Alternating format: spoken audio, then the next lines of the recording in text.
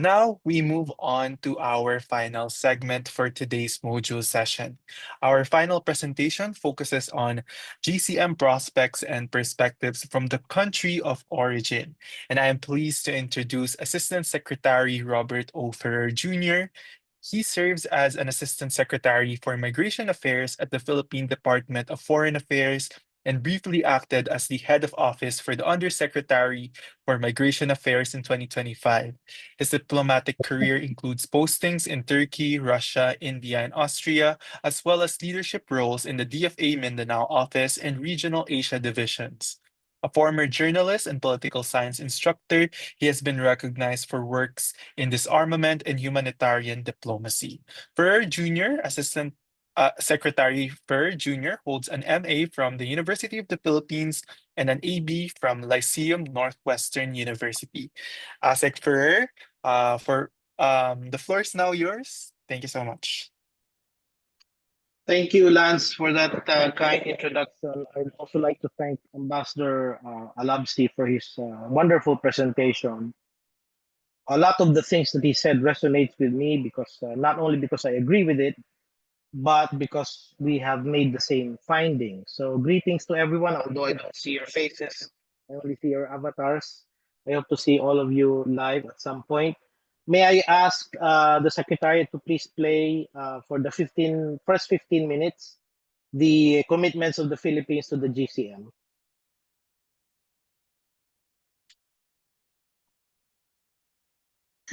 Hello, good morning or good afternoon. This is Assistant Secretary Robert Ferrer, Assistant Secretary for Migration of the Department of Foreign Affairs.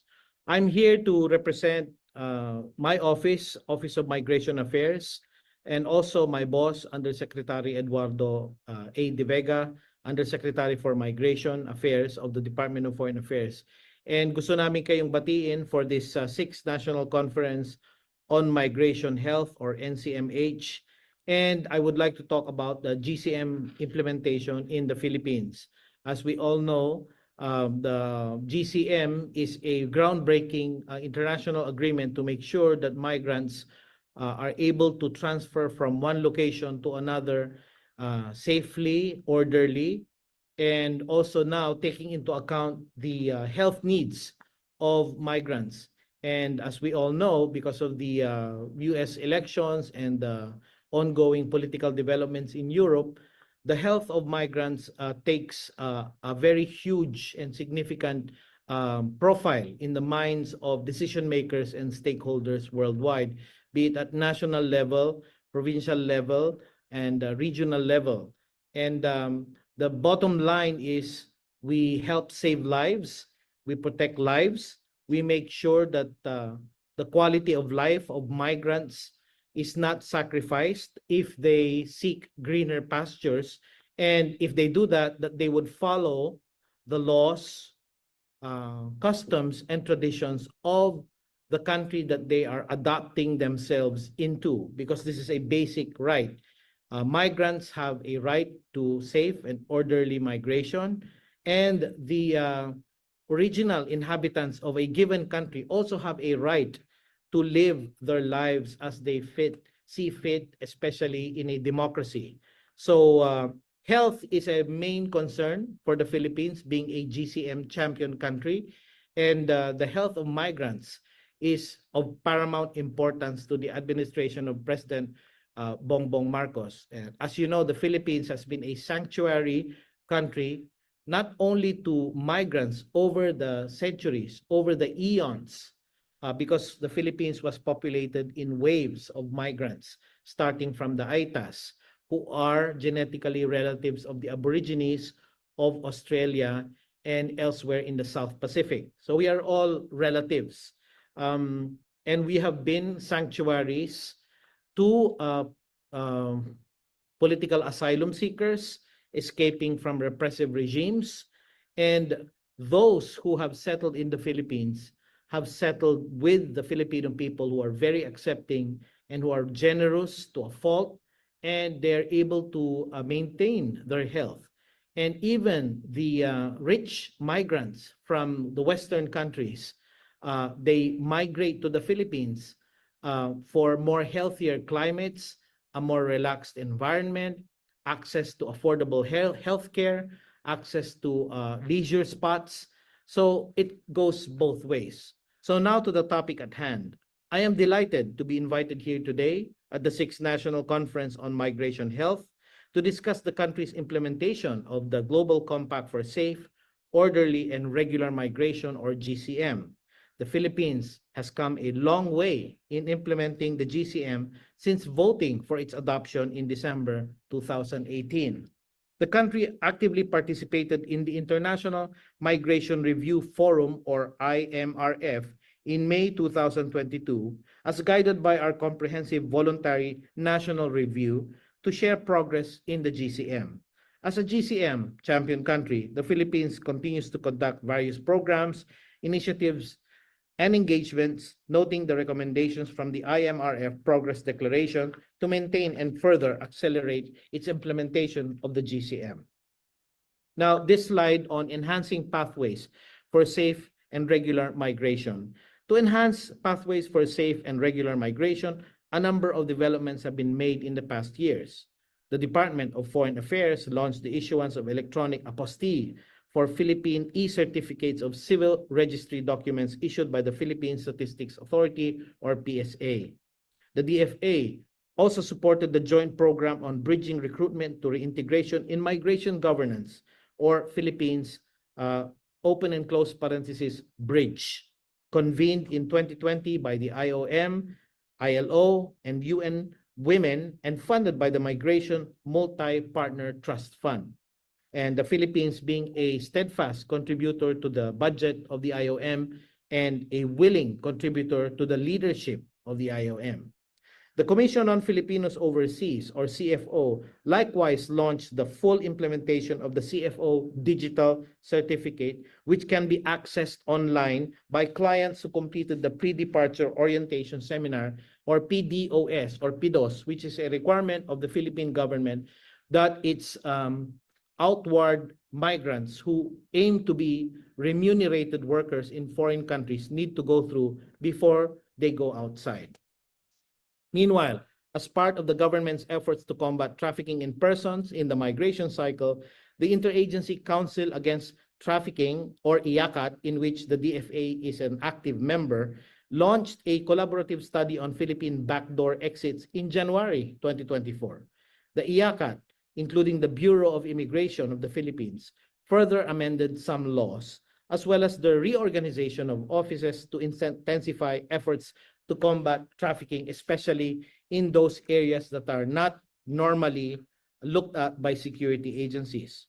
So, Protection and Border Enforcement Section, or IPROBS, enhances strict enforcement of immigration and departure formalities by bolstering efforts in the screening of arriving foreigners and detection of possible victims.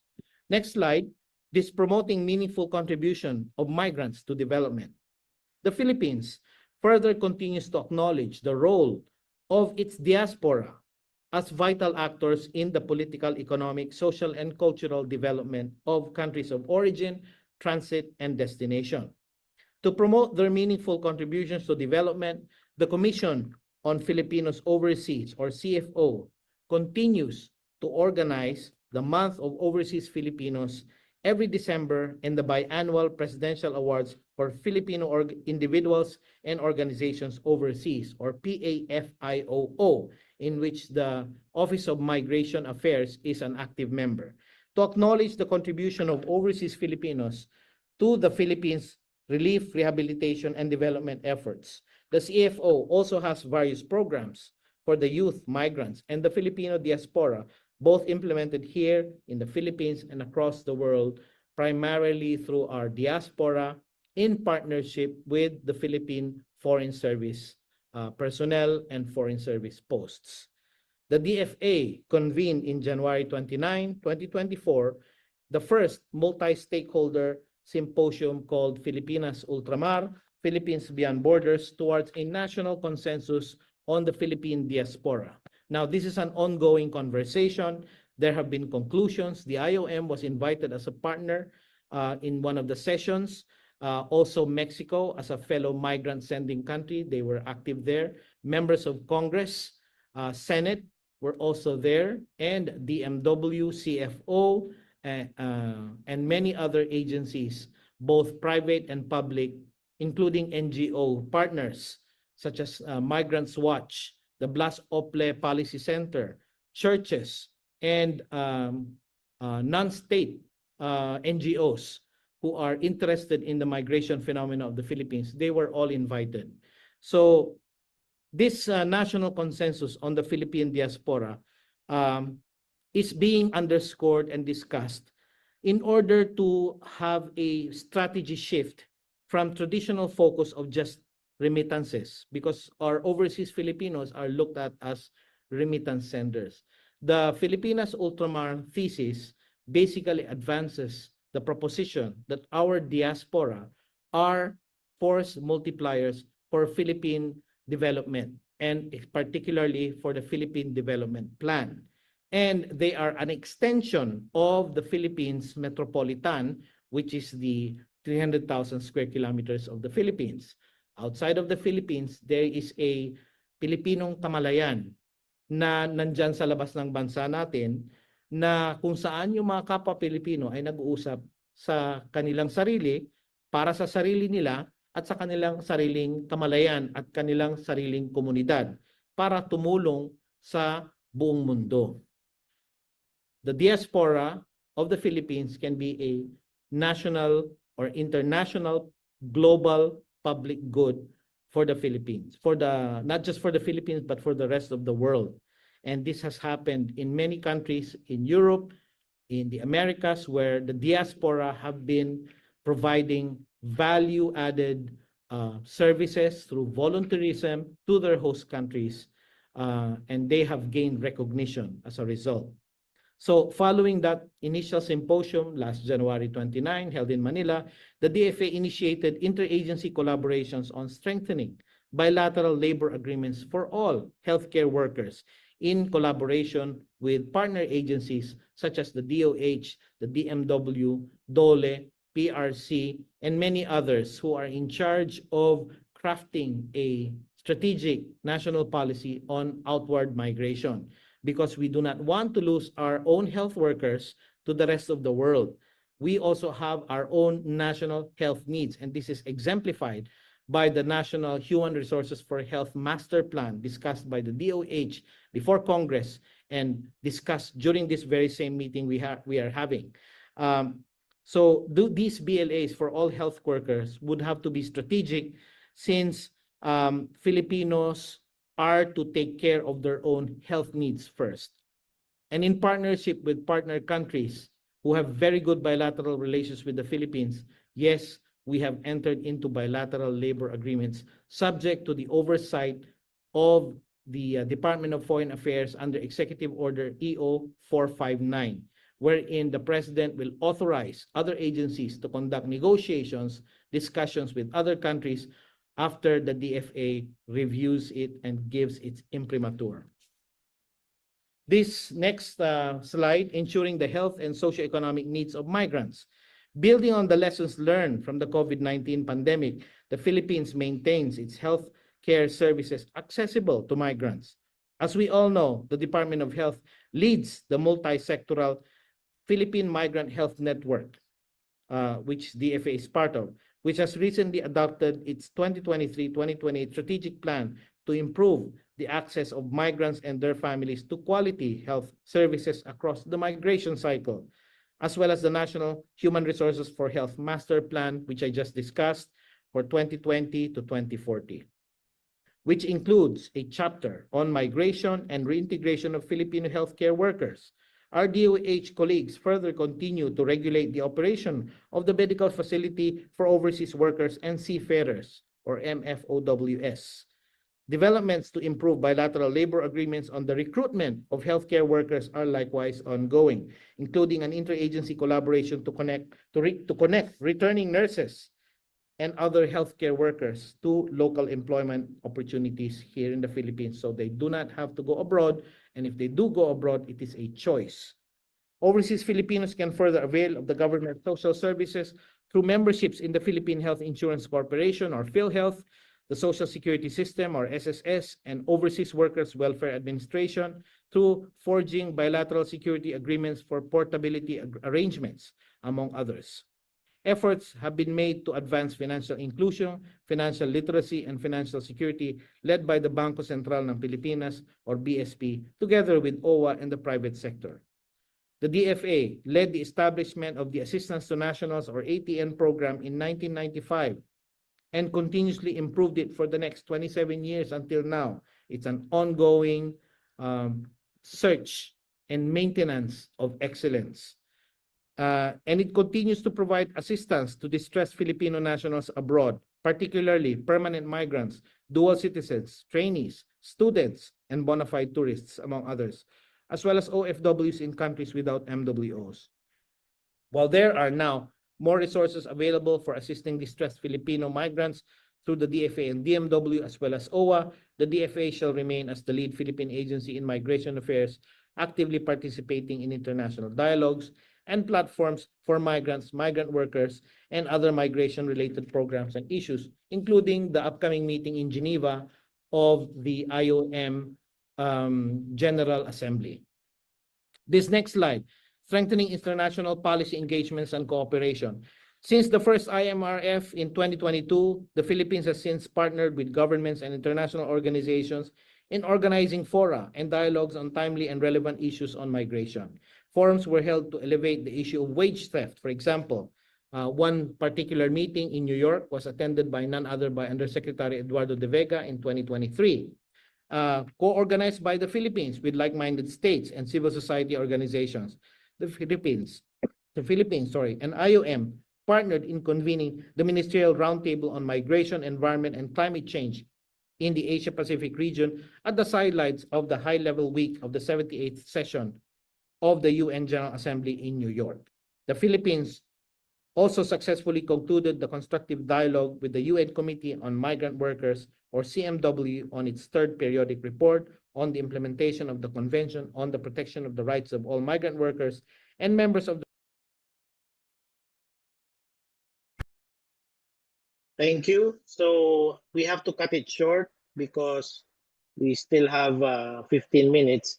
Now, having presented to you the GCM perspectives of the Philippines, now let us have a conversation on perspectives from the country of origin, as referred to by previous speakers. So are Filipinos, let me ask you a question, especially my fellow Filipinos here and my team members from Office of the Undersecretary for Migration Affairs and Office of Migration Affairs.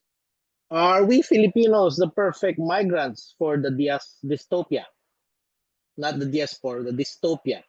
And are we in a dystopian environment now? So you have to ask yourself very, very hard questions. By the way, as of yesterday, there's a new Assistant Secretary for Migration, Ambassador Ezedin Tago.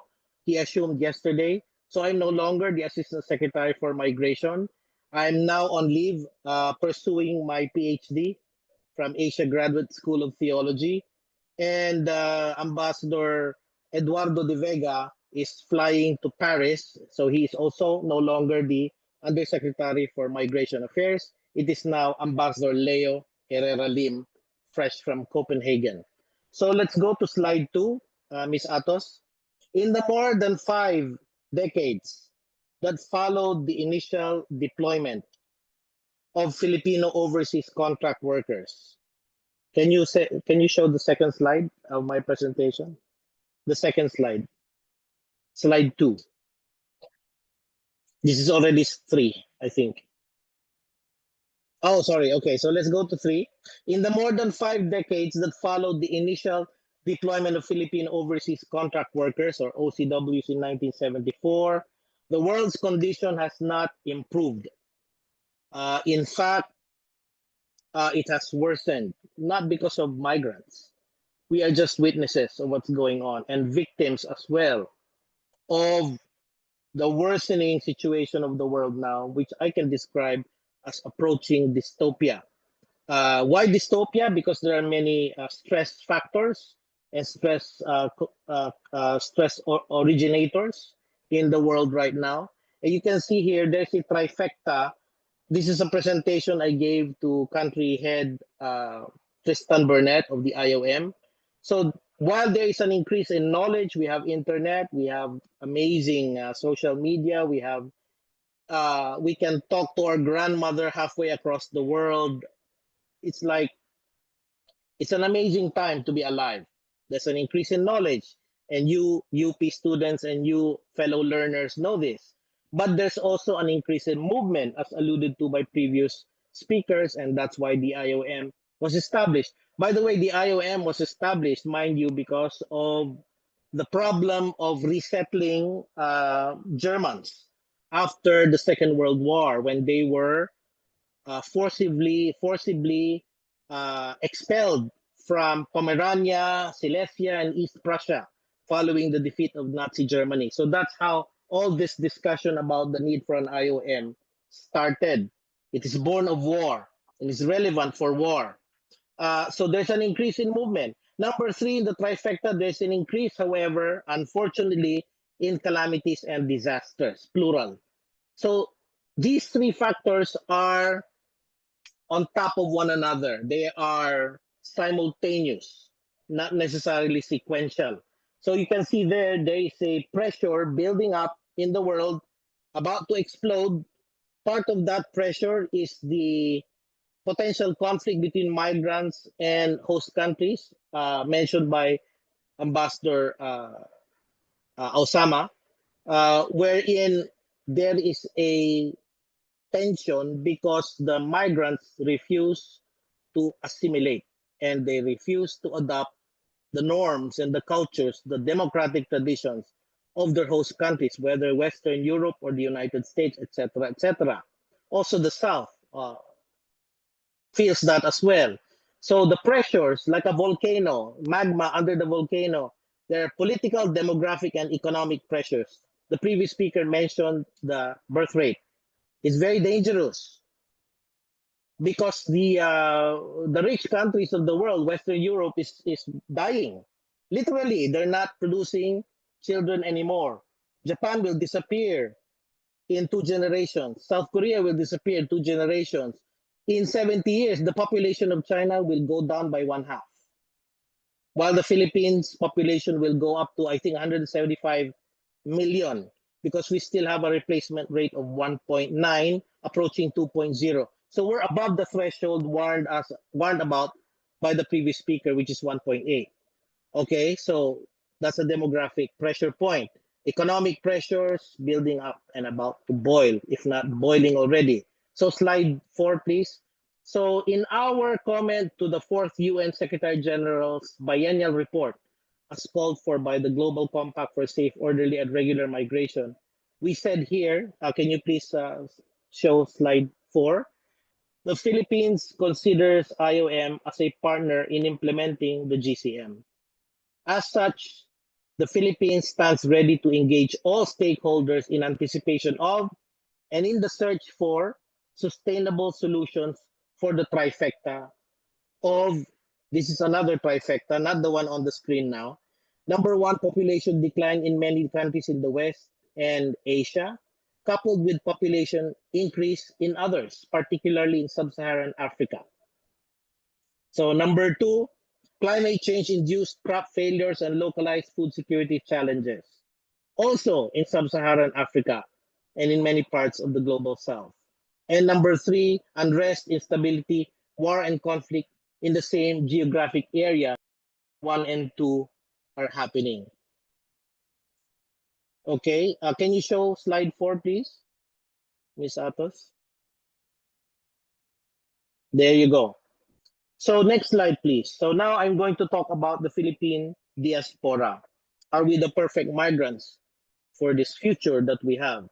There are 2 schools of thought. Either we will enter into heaven or hell. If you're looking at it from an artificial intelligence perspective, so there are 2. We, of course, prefer to go to heaven and not to hell. But if you listen to people like Mo Gaudat, you listen to the godfather of artificial intelligence, Geoffrey Hinton, these are the doomsayers. But we can avert doomsday. The proponents of artificial general intelligence are giving and betting everything on AI to be the savior of the world. Now, you and I know there are limits to AI. So, in the midst of all this rapid change, here's the Filipino diaspora and our beloved OFWs. In the more than 5 decades that followed our initial deployment, so we have scattered since 1974. We are present in all countries from Austria to Zimbabwe. We're everywhere, from the coldest part of the Russian Federation. The only place I think where there are no Filipinos right now, I'm not sure if there are Filipino scientists, in Antarctica and in the North Pole. But we are close to the Arctic Circle. So we are everywhere. We are witnesses. Slide 5 and 6, basically, can you show slide 6? So you see the Philippine diaspora is very much reflective of the world. Just take a look at our football teams, our women's football team and our men's football team. Slide 6, please. So you can see they don't look like your traditional fair-skinned or brown-skinned or dark-skinned Filipinos. They represent the world. If you look at all their individual faces, it's like all countries of the world are represented there, from west to east, north and south. So the Filipino is in the world and the world is in the Philippines. This is the Philippines diaspora. So slide 7. So here is a slide showing remittances, but I would like to disabuse you all that it's not about remittances anymore. It's a big part in maintaining a lot of Filipino migrant worker families, but studies have shown that the presence of Filipino and other countries' migrants in countries that need them contribute to these countries' achievement of their sustainable development goals. And there's evidence even mentioned by former President Gloria Arroyo and World Bank studies, I think, that 2% improvement of GDP result is the result of accepting migrant workers. So there in 2017, we had 32.9 billion. In 2024, 38 billion.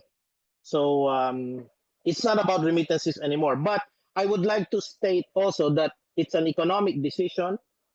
So right now, our collective lives are better than our ancestors, even members of royalty, especially in the Middle Ages. We have plumbing, we have toilets, we have air conditioning, etc.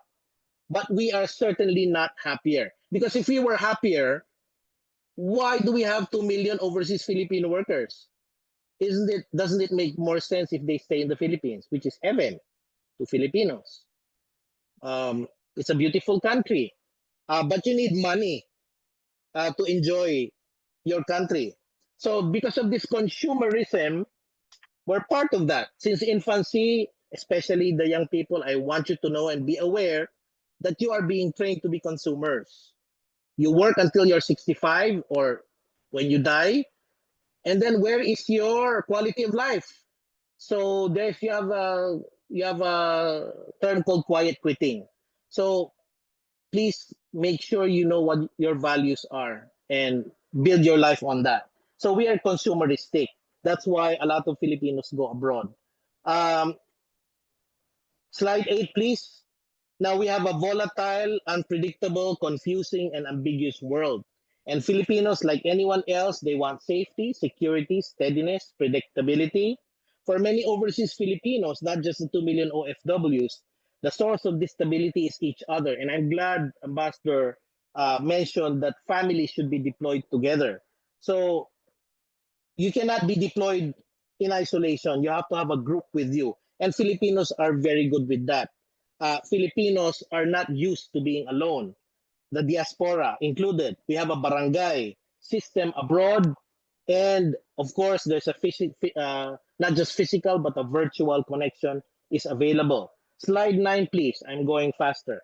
Slide 9, ultimately, what sustains Filipino migrants through increasingly difficult situations is their faith, which also forms part of their national identity. Our brand is we are used to trouble, not that we enjoy it. I call it um, forced resilience. So we just had several typhoons and more are coming. It's the new normal. So we need faith to strengthen our standing. We need to build our faith on a rock. So churches around the world, particularly in Western Europe, are relying on Filipino migrants to continue their traditions. Did you know that? So many Western churches are dying. Filipino migrant churchgoers are the ones maintaining the life of Western European Christianity in many, many parts of the world. Slide 10. Now let us go back to OFWs. As I said, their survival abroad is due to the love they give and receive.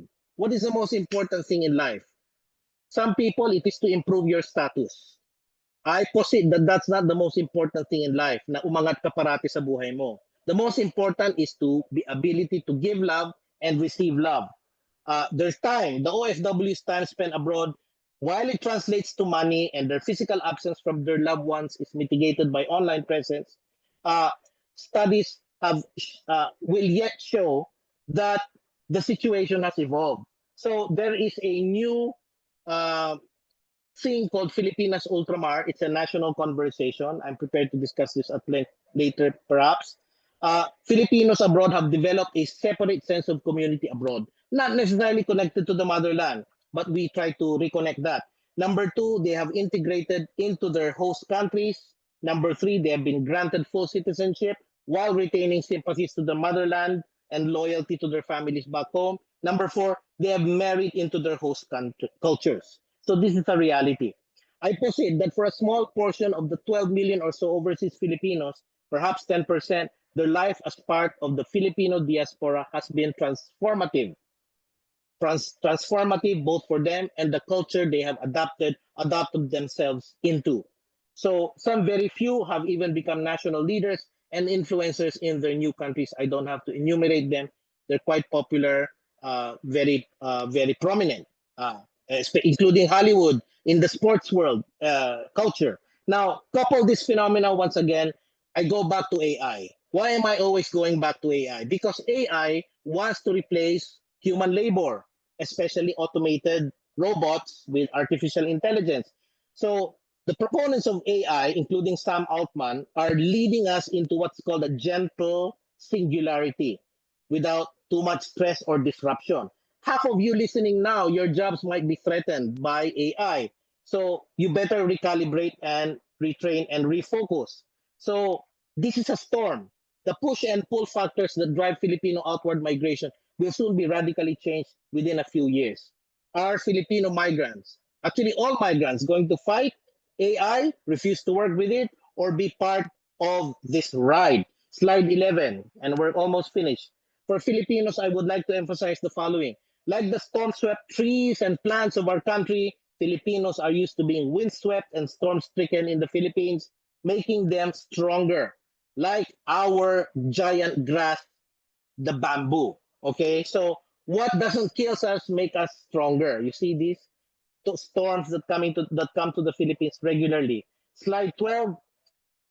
When Filipinos, however, are exposed to tranquil, orderly, and more peaceful parts of the world, such as Europe, but that is already in question now because of the anti-migrant riots and the political upheavals going on from the Pyrenees all the way to European Russia. When exposed to tranquil, orderly, and more peaceful parts of the world, such as Europe, the Filipinos' inner strength and resilience make them stand up and form leadership groups. Look at this chart. In only a few years, there have been almost 1 million Filipinos who have been added to the population of Europe from 2017 to 2024. That is not just a statistic, but it indicates to you that Western Europeans are welcoming Filipino migrants to Europe. Slide 13. Now that the world is more windswept and storm-stricken, wars, conflicts, disasters, natural and man-made calamities, etc., the Filipinos abroad are becoming true heroes indeed.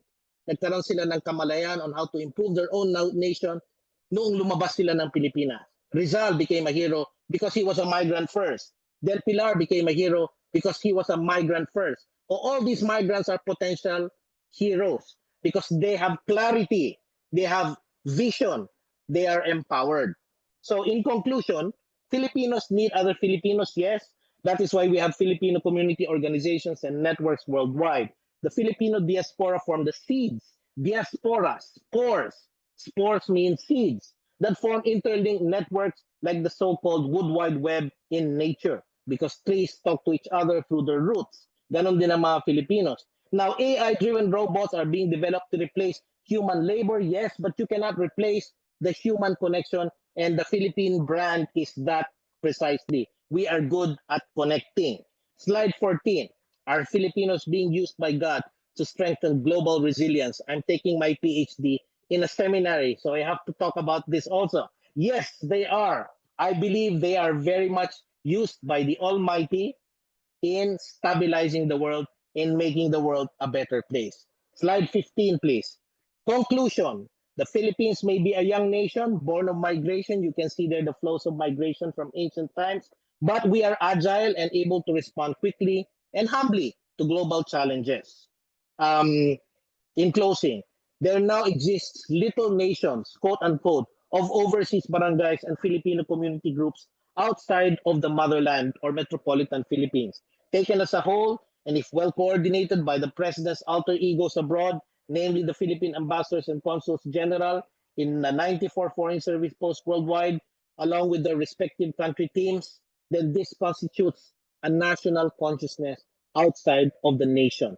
All 14 million of us outside of the Philippines. The population greater than Portugal, Belgium, or Denmark, once great empire. So this is Filipinas Ultramar. Thank you very much, and I'm open to questions.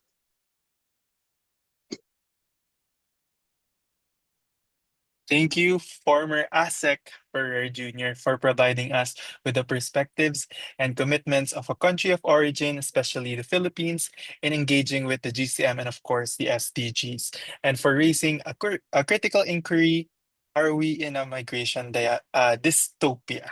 Likewise, we fully wish you well in your future endeavors in the academia.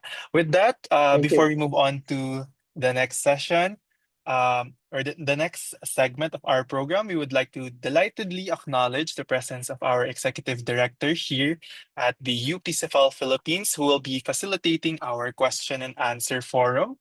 Let us warmly welcome her, Dr. Michelle Palumbari. The floor is now yours, ma'am. Okay, thank you, Lance. Thank you so much, Asik Ferrer, for a very passionate and very engaging presentation. And also to Dr. Ebru of the Cephal Global Network and UNITAR, and also for His Excellency Alabsi. I understand that we have Asik Ferrer now to answer your questions. So if you have questions, please do raise your hands and unmute yourself so you can really express your questions to Asik Ferrer.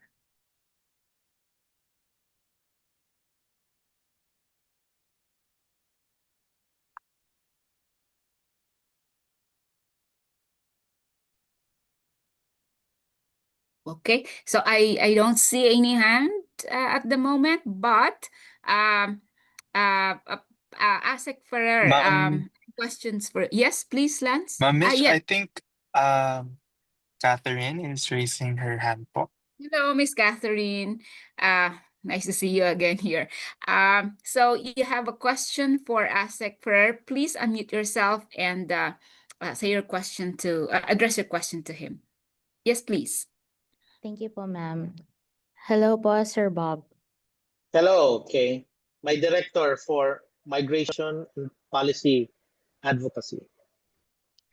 I'm just happy that you are here to give us a lecture on worldly experience, which is very much influenced by realities on the ground. And one reality that prevails is really the faith connection. My question is, how much is faith a priority for governments in mobilizing policy recommendations or policy consultations for the welfare of migrants in your experience? Are faith-based institutions, organizations consulted, or are faith-based or faith organizations actually contributing to studies in your experience? Thank you, Kay, for this question. That's precisely what I'm trying to study. And you're welcome to attend my dissertation defense if I'm successful. Um, our constitution clearly mentions that the Philippines is a God following nation. It's in our constitution with imploring the aid of divine providence. Now, faith is, of course, not just about Christianity. It's about Islam. It's about Buddhism. Even AI is becoming a religion now. As to whether you can put faith in artificial intelligence if it tries to be the new God, it's up to you individually. But it's wired into our DNA as a nation that we cannot do step 1, 2, 3 without the faith principle. The Muslims, our Muslim brothers, have that. They have no division between church and state. Okay, they are one. That's why we're having issues now in BARM. Okay, whereas the Philippine Constitution states that there is a division between church and state. Now you have to wrestle with that and come to terms with it and ask yourself questions. Now, Christian communities all over the Philippines and all over the world, that is basically the raison d'etre, to share the gospel of salvation through Jesus Christ. That is the only source of hope for the Christians. For the Muslims, they have their narrative. For Buddhists, they have their narrative. Even Satanists have their own narrative. But faith is very much part of the journey of the Philippines. And our own president, Bongbong Marcos, and his father before him, they recognize the important role of the churches, not just in the Philippines, but the diaspora churches abroad, in advancing the strategic interests and the pillars of the Philippine foreign policy. I hope I answered your question adequately. Thank you, Asekwer, and thank you for the question, Miss Catherine. Are there more questions? Please do raise your hand and uh, say your questions. Address your questions to Asekwer. Lance, can you see some hands raised or So none? far, Dr. Palumbari, there isn't any questions on the floor. Okay. Yes. So now I have a question. Asekwer, I'm really interested in your dissertation. But in the interest of time, I think this one is a very important question. What strategies can you propose to strengthen the linkages between migration and development through the lens of Yeah. both the SDGs and the GCM? And if I may add, how can we utilize AI to our advantage in the process? Thank you. The danger with Filipinos is statistics have proven that we are very susceptible to fake news and to manipulation from social media. That has been proven. So that is not a strength of the Filipinos. So what Filipinos as migrants, they're very sophisticated, especially when they go abroad. But here at home, we are still subject to a lot of lies, fake news, and malicious purposes, including victims of trafficking, online scamming operations, and many, many others. So that is something we need to guard against. That's why we have an organization called IACAT, Interagency Council Against Trafficking. And I'm personally advocating that the Department of Foreign Affairs play a very active and proactive role for IACAT. And we're going to be the chair of ASEAN next year. So we have several proposals from our office, and I hope my colleagues in UMA, including Director Alpay here and Director Lopez, will carry it through to its logical conclusion under the leadership of Secretary Tess Lazaro. The other part of your question is how can the migrants become part of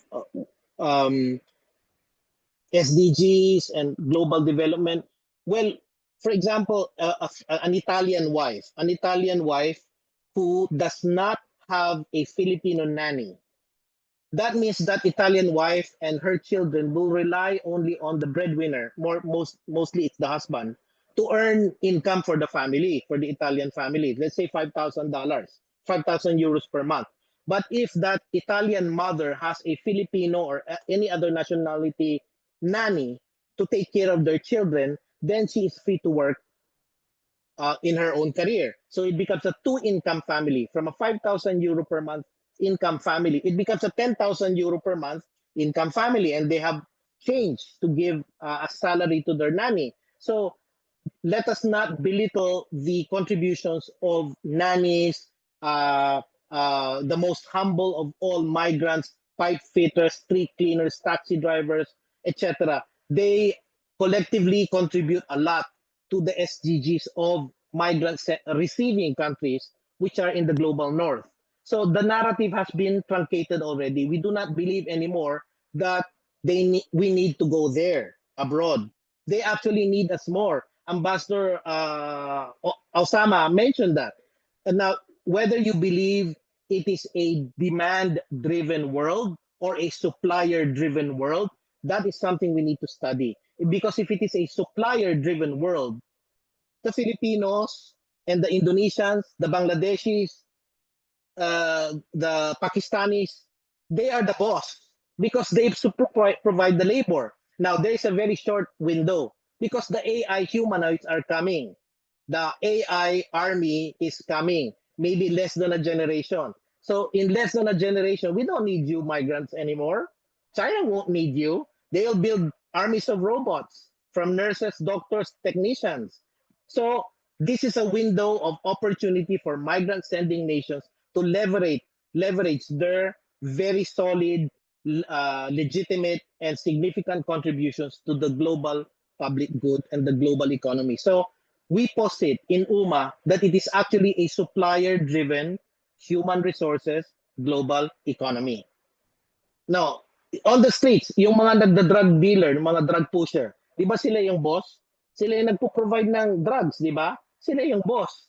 I'm not saying Filipino migrants are drugs. It's a crude comparison. But just to get to the point, na if the world is addicted to human labor temporarily, and Philippines, as alluded to by speakers, is a very good provider of that quality labor, then why aren't we in the driver's seat? Why aren't the global south? Why isn't the global south in the driver's seat? So this is something that we need to talk about more, and I welcome further discussions. Thank you. Yes, thank you, Asik. I can see a new sense of perspective here, and I think our time is not enough really for a discussion of that. Very, very interesting. So in the interest of time, thank you so much. Please give a big round of applause to our speaker, expert, Asik Ferrer. Thank you so much. And we expect and we look forward to see you more in our upcoming sessions. But for now, I'll give the floor to our program officers, Elora and Steph and Lance. Yes, Lance.